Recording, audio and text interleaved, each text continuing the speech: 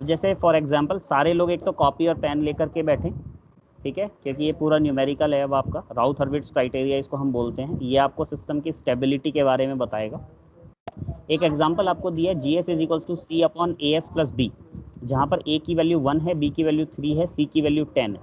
तो अगर मैं ए की वैल्यू और बी की वैल्यू डालूँ तो मेरे पास जो डिनोमिनेटर पार्ट है वो क्या बन जाएगा, वो मेरे पास बन जाएगा 1 इंटू एस प्लस 3। अगर मैं इसको जीरो कर दूं that means S plus 3 is equals to zero, that means S is equals to -3। Clear है ये सबको? ठीक है। अब ये जो -3 है, अगर मैं इसको इस प्लेन पे बनाता हूँ, ये सिग्मा वाला प्लेन है रियल एक्सिस, ये जे ओमेगा वाला प्लेन है दैट मीन्स इमेजिनरी एक्सिस। अगर मैं इसको बनाता हूँ तो -3 कहाँ बनेगा, नियर अबाउट यहाँ पर, मतलब कहाँ बनेगा, लेफ्ट हैंड प्लेन के ऊपर। अगर लेफ्ट हैंड प्लेन पे कोई भी चीज़ बन रही है दैट मीन्स ये सिस्टम आपका क्या है, स्टेबल सिस्टम है। क्लियर? ठीक है। अब इसी के अकॉर्डिंग कुछ चीज़ें मैं आपको दिखा रहा हूँ, ये टेबल बनी हुई है, सीरियल नंबर है, nature of close loop poles हैं, मतलब जो क्लोज लूप सिस्टम आपने बनाया उसके पोल्स क्या हैं, location of close loop poles है इन एस प्लेन, उसके अकॉर्डिंग लोकेशन क्या रहेगी, उसका रेस्पॉन्स क्या रहेगा और स्टेबिलिटी की कंडीशन क्या रहने वाली है। ठीक है। तो सबसे पहले यहाँ पर आपने देखा negative real, that means left half left hand plane पर आपके ये आने वाला है। मतलब इसमें क्या है, रियल रूट्स हैं आपके और नेगेटिव हैं, तो ये मैंने रियल और नेगेटिव बना दिए अलग अलग, क्योंकि उसने ऐसा नहीं बोला कि सेम है, ये मैंने अलग अलग बना दिया। अगर इस तरीके का आएगा तो मेरा जो रेस्पॉन्स बनेगा उस ग्राफ का, उस सिस्टम का, तो वो किस तरीके से बनेगा, प्योरली एक्सपोनेंशियल रेस्पॉन्स बनने वाला है। ठीक है। और स्टेबिलिटी की कंडीशन क्या होगी, एब्सोल्युटली स्टेबल। क्यों? क्योंकि ये अल्टीमेटली कहाँ जाकर के मिल रहा है, आपके इस जो आपने मार्जिन लेकर के चला है उस पर जाकर के ये क्या होता है, मिल जाता है, तो ये आपका एब्सोल्युटली स्टेबल सिस्टम कहलाएगा। सेकंड है आपका complex conjugate with negative real part. Complex conjugate है और जो रियल पार्ट है वो नेगेटिव है। अगर नेगेटिव रियल पार्ट है दैट मीन्स माइनस में A1 प्लस माइनस JB, कुछ इस तरीके से बन रहा होगा, मैं ऐसा मान करके चलता हूँ। तो मेरा रियल पार्ट क्या है, -A1, वो मैंने यहाँ बना दिया, और बाकी के दोनों रूट्स मैंने कहाँ बना दिए, यहाँ बना दिए। अगर इस तरीके का सिस्टम रहेगा तो डैम्ड ऑसिलेशन कहलाएंगे, और वो किस तरीके से बनेंगे, पहले बहुत ज़्यादा रहेगा, फिर धीरे धीरे धीरे धीरे इसके अंदर एकदम जीरो वाली लाइन पे आ जाएगा। इसकी भी स्टेबिलिटी की कंडीशन है एब्सोल्युटली स्टेबल। क्लियर हो गई ये दोनों चीज़ें?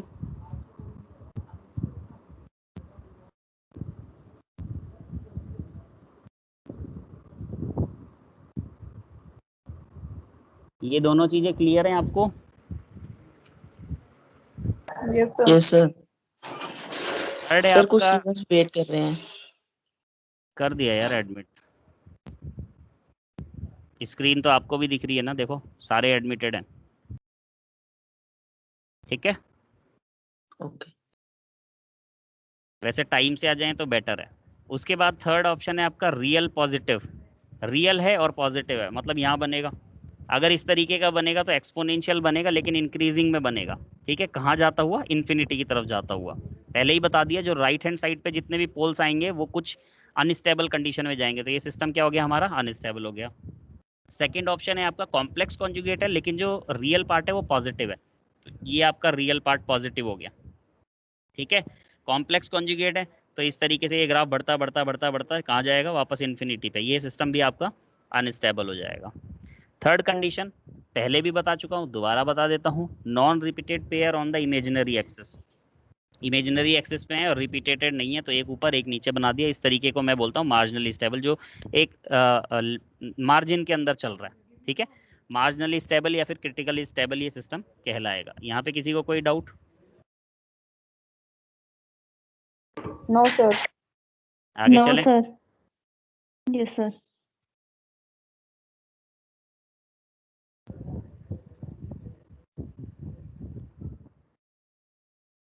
नेक्स्ट है आपका fifth, non repeated pair on imaginary axis without any pole in right hand side of S plane. ये पहले भी देख लिया अपन ने, उसी तरीके का है, जे ओमेगा एक्सिस पे बनेगा तो वो मार्जिनली स्टेबल या क्रिटिकली स्टेबल ही कहलाएगा। कुछ इस तरीके से उसका ग्राफ रहने वाला है, जो पहले भी देखा हमने। अगर ये दो तरीके की हो गई, J-ओमेगा 1 J-ओमेगा 2, तो एक इस तरीके से चल जाएगा, एक इस तरीके से चल जाएगा। आपकी स्क्रीन नहीं दिख रही है।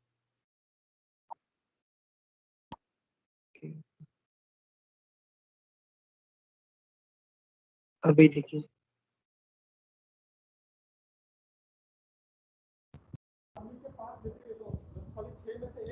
दिख रही है स्क्रीन? जी सर अभी दिखने लगी। यस सर दिख रही अच्छा है। ठीक है ठीक है ठीक है, ये हो गया, ये 5वां पॉइंट क्लियर है? जी सर। ओके, ये 6th पॉइंट है आपका, repeated pair on imaginary axes, मतलब इमेजिनरी एक्सेस पे है लेकिन रिपीट है, मतलब यहाँ पर दोनों एक ही जगह पे है, यहाँ पर दोनों एक ही जगह पे, तो इस तरीके का बन जाएगा, और ये भी अनस्टेबल कंडीशन में रहेगा, सो ऑब्वियस है अनस्टेबल कंडीशन रहेगी। ठीक है, उसके बाद अब नीचे वाला ग्राफ देखो आप, ये जे ओमेगा एक्सिस है हमारा, ये रियल एक्सिस हो गया, मतलब ये सिग्मा वाला है और ये जे ओमेगा वाला है। अगर लेफ्ट हाफ ऑफ प्लेन पे चलते हो तो स्टेबल कंडीशन कहलाएगी, राइट हाफ ऑफ प्लेन पे चलते हो तो अनस्टेबल कंडीशन कहलाएगी, और अगर आप जे ओमेगा एक्सिस पे आ गए तो ये रिपीटेडली अनस्टेबल, या फिर मैं इसको मार्जिनली या क्रिटिकली स्टेबल बोल सकता हूँ। यहाँ तक मुझे लगता है अब सबको क्लियर हो चुका है।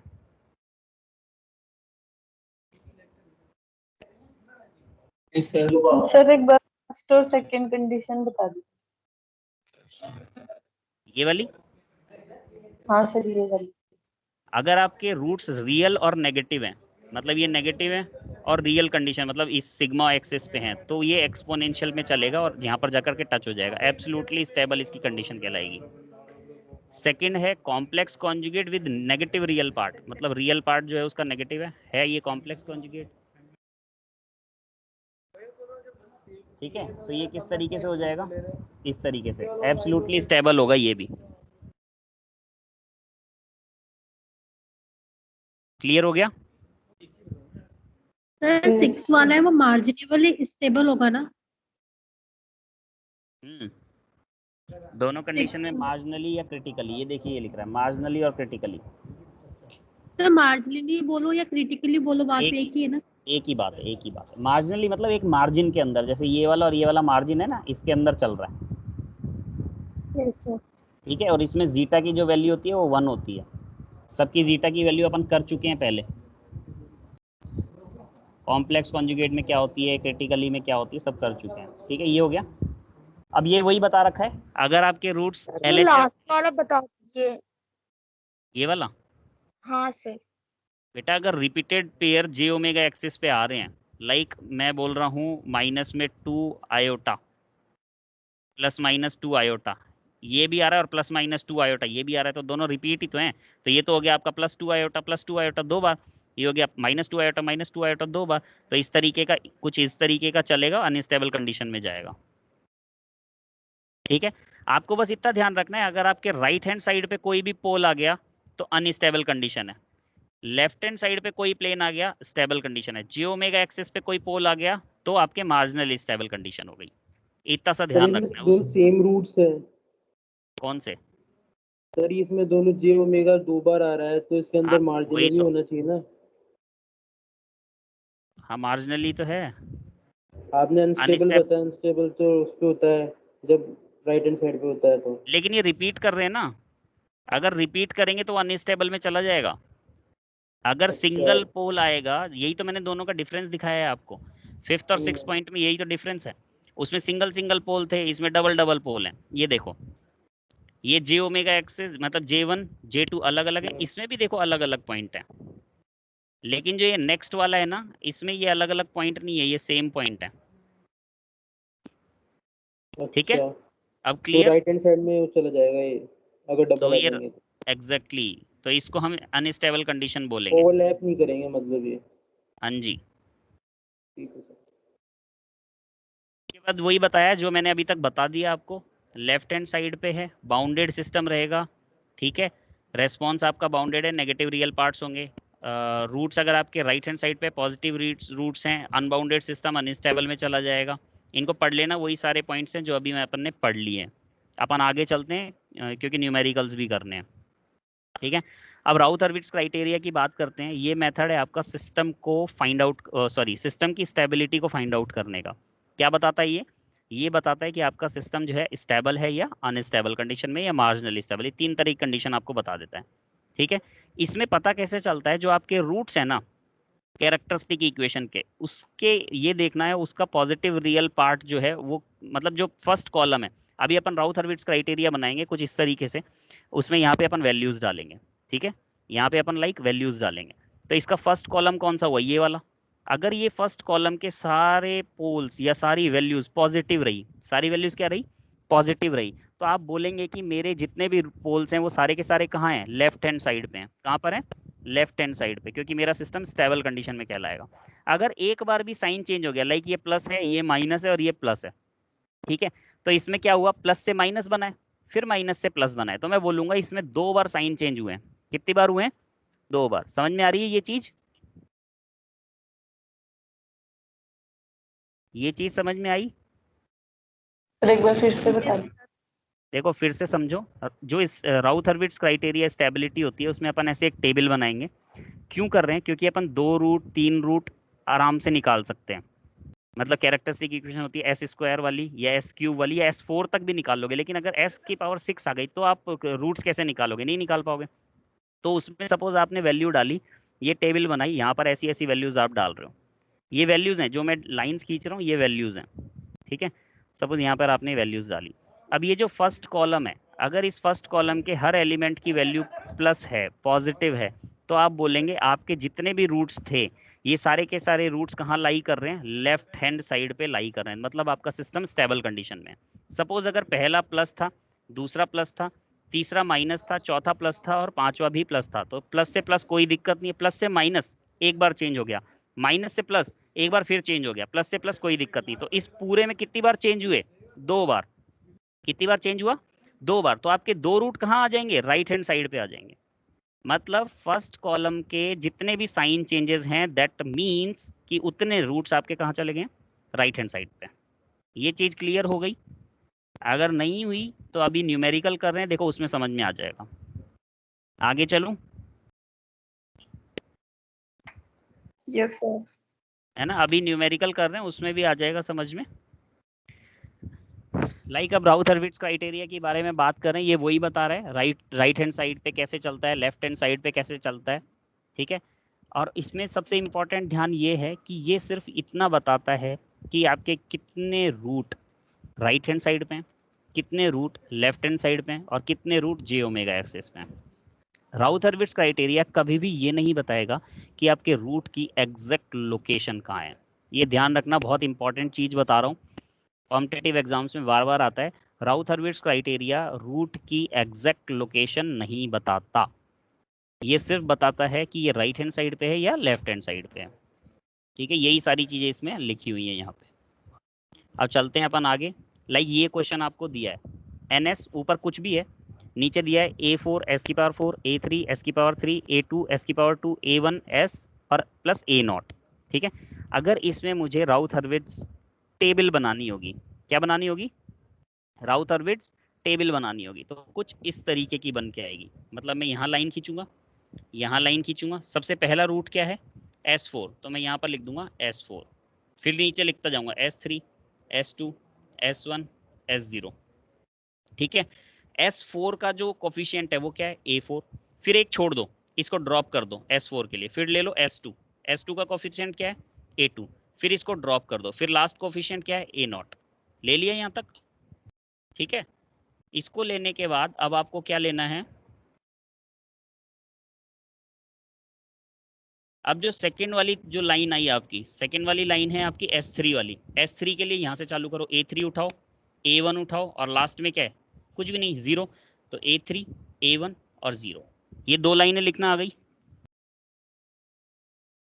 यस और नो बोलो, ये 2 लाइनें लिखना आ गई, S4 और S3। सर ये Yes, sir. रिपीट कर दीजिए। रिपीट कर दूं? देखो सबसे पहले हम स्टार्ट करेंगे मैक्सिमम पावर से S4 और उसको इस लाइन में लिख देंगे। S4 से स्टार्ट है तो S4 S3 S2 S1 S0, ये क्लियर, ठीक है। S4 का जो कोफिशिएंट है वो क्या है, A4 है, तो सबसे पहले उसको लिख दो A4, फिर इसको ड्रॉप कर दो, फिर A2 लिख दो, ये रहा, फिर इसको ड्रॉप कर दो, फिर A0 लिख दो, मतलब ऑल्टरनेट आपको लिखना है, लिख लिया। उसके बाद S3 वाला कॉलम कहाँ से स्टार्ट है, A3 से, ये A3 लिखा, A2 को ड्रॉप कर दो, A1 लिखो, A0 को ड्रॉप कर दो, उसके आगे क्या है, कुछ नहीं, कुछ नहीं को 0 से रिप्रेजेंट कर देते हैं हम यहाँ पर, ठीक है। अब जो थोड़ा सा दिमाग ध्यान रखना है आपको वो है मल्टीप्लिकेशन का थर्ड लाइन से, ये हर क्वेश्चन में ऐसे ही होगा। थर्ड लाइन में क्या वैल्यू आने वाली है, टेबल बना लो आप इसकी और इसकी, A4 A2 A3 A1 और उसके आगे क्या लगा दो, माइनस लगा दो, और अपॉन में क्या दे दो, जो इसकी वैल्यू है उसको अपॉन में दे दो, इसकी वैल्यू क्या कर दो, अपॉन में दे दो। क्लियर? ये वाली लाइन क्लियर हुई? सर ये A3 की वैल्यू क्यों दे रहे हैं अपॉन में? इस एस स्क्वायर के लिए अपन यहीं से स्टार्ट करेंगे, लाइक S1 के लिए फिर B1 को, कहाँ गया, S1 के लिए फिर B1 को डिवाइड करेंगे। ये जो S1 आया आपका, ये जब S2 निकाल रहे हैं तो अपन A3 से डिवाइड कर रहे हैं, S1 निकाल रहे हैं तो B1 से डिवाइड कर रहे हैं, S0 निकाल रहे हैं तो देखिए C1 से डिवाइड कर रहे हैं। ये ऐसे ही रहेगा, ठीक है। हर बार अपने को यहाँ पर A3 से डिवाइड करना है। और जो टेबल बनेगी फर्स्ट 2 के लिए, जो टेबल बनने वाली है फर्स्ट 2 एलिमेंट्स की बनेगी। उसके बाद जो नेक्स्ट वाली टेबल बनने वाली है उसमें ये तो रहेंगे, ये रहेंगे A4 A3 रहेंगे, लास्ट में ये वाला आ जाएगा, मतलब ये वाला कॉलम हर बार रहेगा, ठीक है। इसको और क्लियरिटी से समझने के लिए मैं एक और आपको इमेज दिखा रहा हूँ, उसमें समझिए यहाँ पे। लाइक ये S की पावर n है, क्यों? क्योंकि S की पावर 4 से स्टार्ट हो, कोई जरूरी नहीं ना, कहीं से भी स्टार्ट हो सकता है, ठीक है। अब आपको जब इसकी वैल्यू लिखनी है ना, इसकी वैल्यू, तो यहाँ पर लेकर के किसको चलना है, यहाँ पर आपको लेना पड़ेगा, पहले इसको मल्टीप्लाई करो, इन दोनों को मल्टीप्लाई करो, A3 A2 कर लिया, ठीक है। फिर इन दोनों को मल्टीप्लाई करो, लाइक A4 और A1 कर लिया।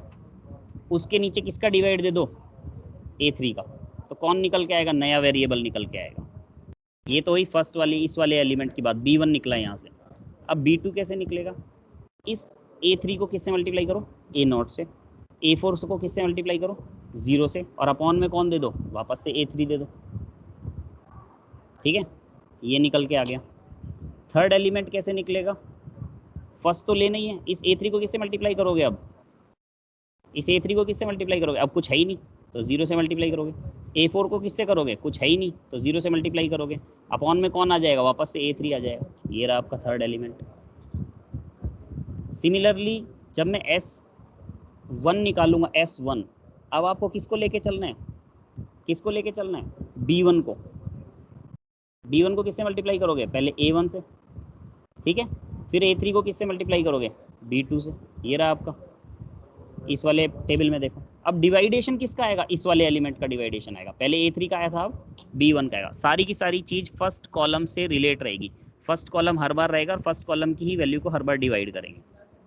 ये चीज़ जा रही है दिमाग में या ऊपर से जा रही है, ये बता दो।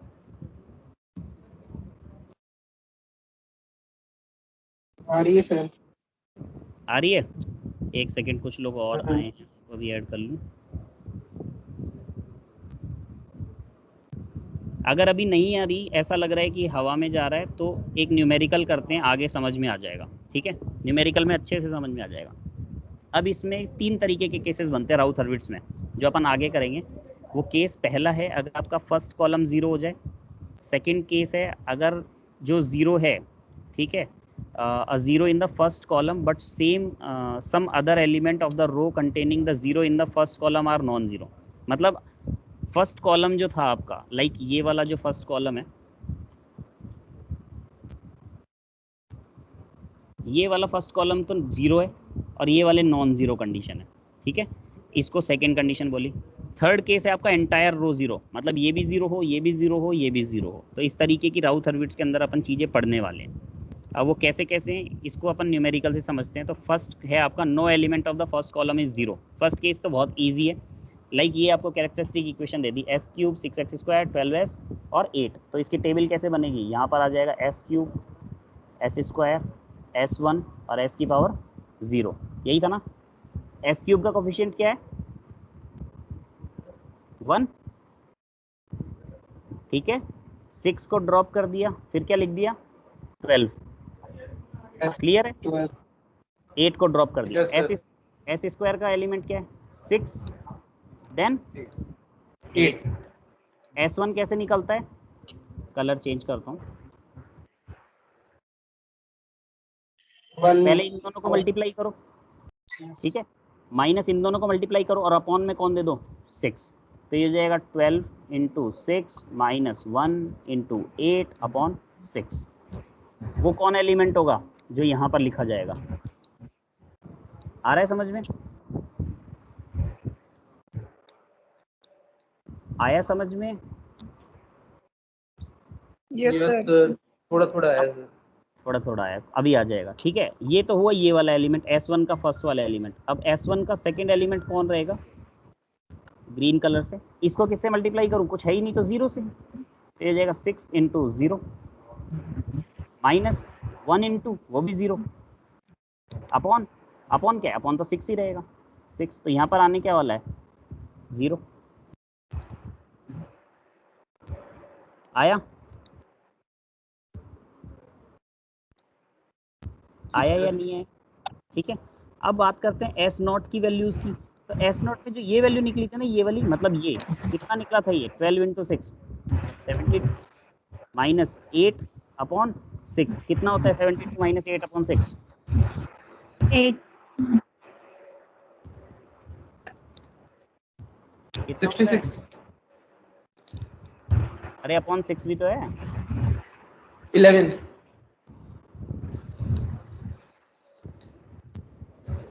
66 अपॉन 6 11 आएगा। 11 32/3। हाँ यार, कैलकुलेशन में भी गड़बड़ करोगे क्या आप?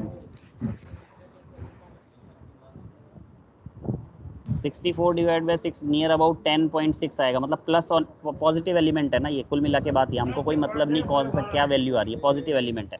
अब इस वाले ब्लॉक के लिए बात करते हैं, यहाँ पर क्या आएगा, इसको मल्टीप्लाई किससे करोगे 8 से, इसको 8 से मल्टीप्लाई कर दो, इसको 0 से मल्टीप्लाई कर दो, और अपॉन में कौन आएगा, यही आ जाएगा 10.6 जो भी आपकी वैल्यू निकली थी।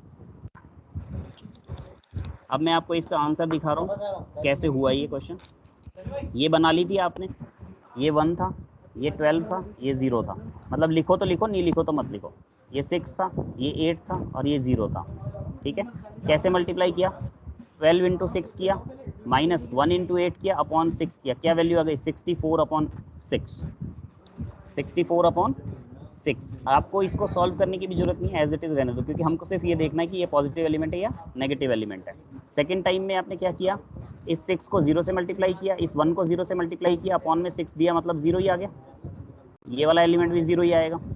उसके बाद आपको क्या करना है, इस वाले एलिमेंट के लिए क्या करना है, इनको मल्टीप्लाई करो, 64 upon 6 into 8 minus 6 into 0, 6 into 0, इसका तो कोई मतलब ही नहीं है, और अपॉन में कौन आ जाएगा 64 अपॉन 6, ये पूरे से ये पूरा कटेगा, बचेगा कौन 8 ओनली, ये आ गया 0, ये आ गया। अब फर्स्ट कॉलम क्या है, पॉजिटिव पॉजिटिव पॉजिटिव पॉजिटिव, सारे साइन क्या हैं पॉजिटिव, तो मतलब एक भी साइन चेंज नहीं हुआ, तो मतलब सारे के सारे रूट कहाँ चले गए, लेफ्ट हैंड साइड पे, मतलब यहाँ आ गए, लेफ्ट हैंड साइड में 3 रूट थे, तीनों के तीनों रूट कहाँ गए, लेफ्ट हैंड साइड पे आ गए, तो मतलब ये कैसा सिस्टम हुआ, स्टेबल सिस्टम। अब आया समझ में? Yes sir. ठीक है, तो no sign changes in the first column of the Routh orbit table, तो इसका मतलब ये सिस्टम आपका स्टेबल हो गया। सिमिलरली एक और क्वेश्चन है, फटाफट कर दो इसको, S cube S square S की पावर 1 एस की पावर 0 बनाओ।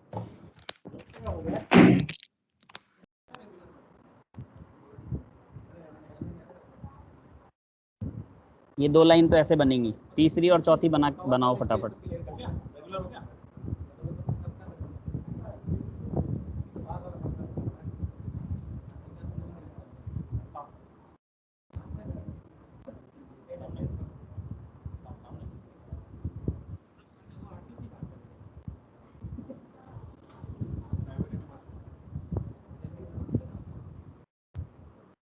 इक्वेशन क्या थी, S cube S square 2s और प्लस 24 हो गया। हो गया। ये वाला एलिमेंट क्या आया, यस सर, नेगेटिव। क्या वैल्यू आई 2 minus 24 upon 1 -22 very good. Minus ये वाला एलिमेंट, ये वाला बताओ 24। 0 0 बेटा, हाँ, ये 0 1 0 into 0 1 into 0, 0 ये भी 0। नेक्स्ट एलिमेंट ये वाला बताओ, फर्स्ट एलिमेंट 24। ये हो जाएगा 24 22 इंटू 24 माइनस 0 और माइनस का 20 अपॉन माइनस का 22, ये कट गया, आ गया 24। First element 24 second element positive, third element negative, negative, fourth positive. कितने साइन चेंजेस हैं? एक, दो। दो प्लस से माइनस एक Yes, बार, sir, two. माइनस से प्लस एक बार। कि टोटल कितने रूट्स थे? 2 रूट्स हो गए ना? नहीं, टोटल कितने रूट्स होने चाहिए इस इक्वेशन के? 3 होने चाहिए, जिसमें से 2 कहाँ चले गए? Right side. दो right Right side, sir. Side. 2 हो गए राइट साइड, 1 हो गया लेफ्ट साइड। Yes, sir. ठीक है, यही आंसर आ रहा था। तो आपका सिस्टम क्या हो जाएगा? अनस्टेबल हो जाएगा, बात खत्म। आपको कोई फर्क नहीं पड़ता कहाँ पे है रूट। क्लियर? Yes sir. अब शायद समझ में आने लगा। एक और क्वेश्चन, के की वैल्यू फाइंड आउट करनी है। एक्चुअली फाइंड आउट वैल्यू नहीं, रेंज फाइंड आउट करनी है।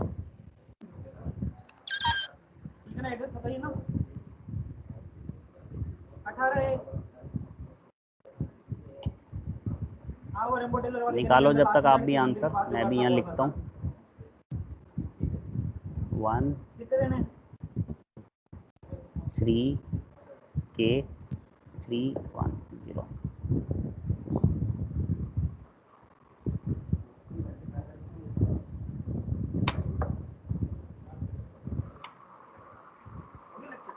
चल रहा है।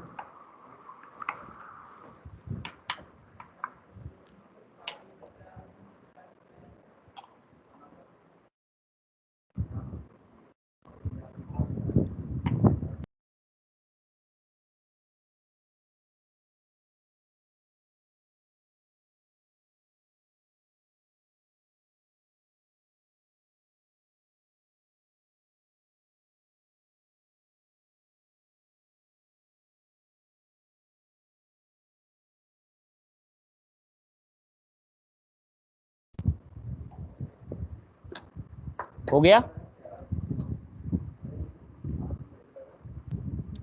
S1 का फर्स्ट एलिमेंट क्या आ रहा है? 8.3. 8/3। बिल्कुल। 8/3। सेकेंड एलिमेंट 3 माइनस के अपॉन 3।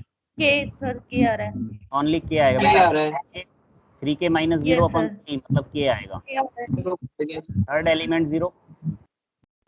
Yes, sir. S0 का फर्स्ट एलिमेंट सर 2.6 माइनस 3 के अपॉन 2.6। डिवाइड में मत लिखो, इसको ऐसे ही लिखने दो। यही आ रहा है ना? Yes sir. अब क्वेश्चन पढ़ो। क्वेश्चन पढ़ो। Determine the range of the value of system parameter for K which is the system is stable. अगर ये सिस्टम स्टेबल होगा तो फर्स्ट कॉलम क्या होंगे? सारे पॉजिटिव। Yes sir. तो ये तो पॉजिटिव है, ये भी पॉजिटिव है, ये भी पॉजिटिव है। इसको कब पॉजिटिव होगा? जब आपका 8/3 माइनस 3 के क्या होगा? ग्रेटर देन 0 होगा। सही कह रहा हूँ? जी सर। इससे रेंज निकाल दो 1 मिनट में, फटाफट बता दो रेंज क्या होगी।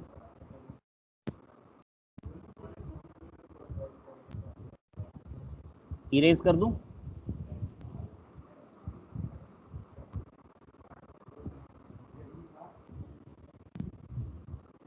इरेज कर दूं?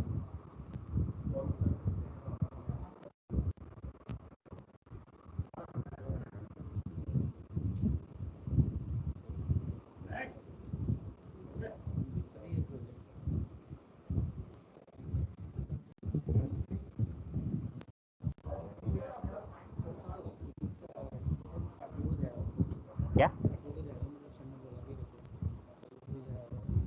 पता नहीं भाई, मेरे को, मैं तो क्लास ले, सर से पूछो। आया किसी का? Greater than 0.8।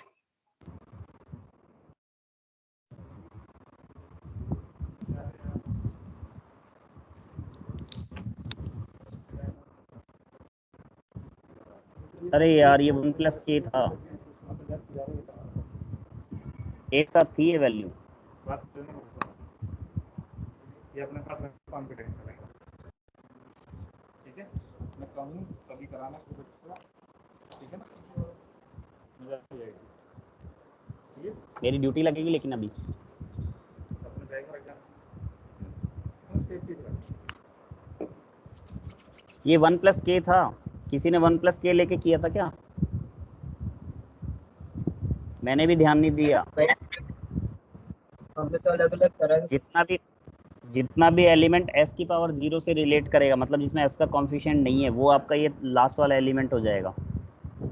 ठीक है, इससे अगर सॉल्व करते हैं तो फर्स्ट एलिमेंट ये है, सेकंड एलिमेंट, अभी दोनों पॉजिटिव होने चाहिए, तो 8 माइनस के अपॉन 3 क्या होना चाहिए, ग्रेटर देन 0 होना चाहिए, और 1 प्लस के भी क्या होना चाहिए, ग्रेटर देन 0 होना चाहिए। तो यहाँ से निकालोगे आप, ये क्या आ जाएगा आपका, k इज़ ग्रेटर देन -1, और यहाँ से निकालोगे 8 माइनस के इज़ ग्रेटर देन 0, तो माइनस के इज़ ग्रेटर देन माइनस का 8, माइनस माइनस मल्टीप्लाई करोगे तो k इज़ लेस देन 8। तो रेंज क्या आ गई, -1 से लेकर के 8 तक, ये रेंज आ जाएगी। क्लियर है ये क्वेश्चन? सर वापस बताना एक बार। देखो ये जो टेबल बनी हुई है ये तो बनाना आ गई, ये तो डाउट नहीं ना कोई इस टेबल में, नहीं है ना?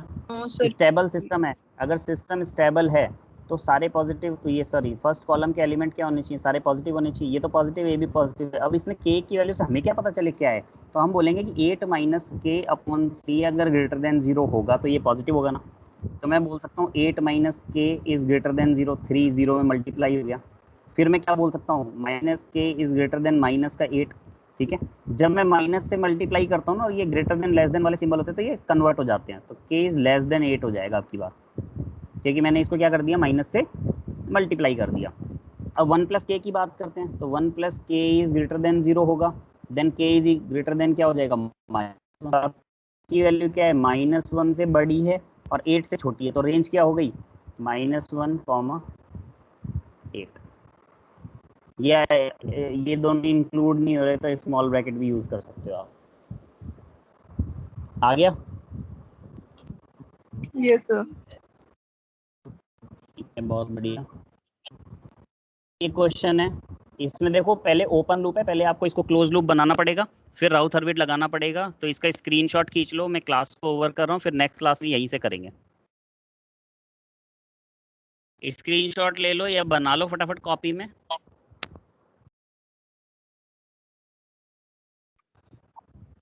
9:55 हो गए, आपको भी 10 बजे फिर क्लास है, जल्दी जल्दी बनाओ।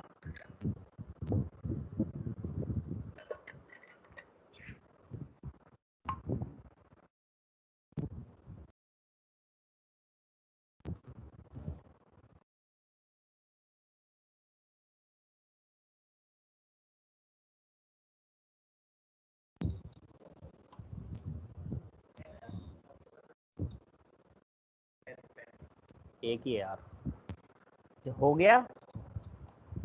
यस सर, हो गया। जी सर। Class over.